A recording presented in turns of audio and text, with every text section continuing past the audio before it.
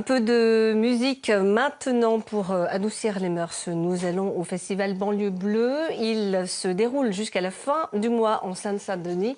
De très nombreux artistes d'horizons divers d'ailleurs participent à cette grande rencontre culturelle et parmi eux, des ultramarins, Steven. Il y a notamment le maître du tambourka, le percussionniste guadeloupéen Roger Raspail, qui profite de l'occasion pour présenter Dalva, son deuxième album en solo en 20 ans.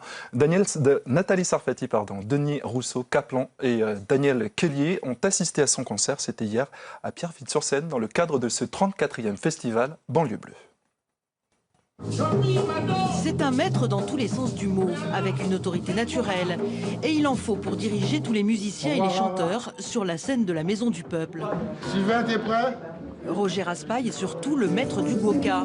Le voici de retour avec un nouvel album d'Alva, le deuxième en 40 ans de carrière. Le percussionniste guadeloupéen s'est consacré à la transmission. Je suis fier d'avoir des jeunes qui jouent, qui sont devenus professionnels.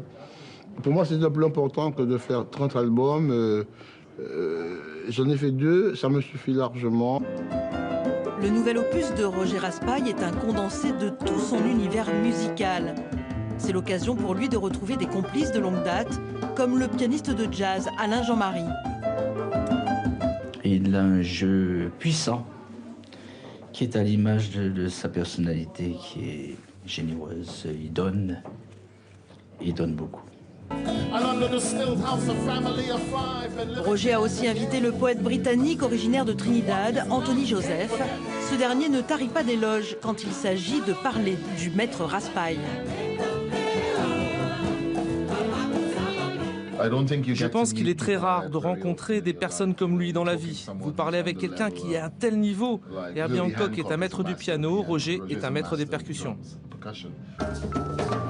À côté de la bossa nova, du jazz ou de la calypso, il y a toujours le ka, ce tambour que Roger Raspail a adopté alors qu'il avait à peine 16 ans, dans son village de Capesterre-Belo.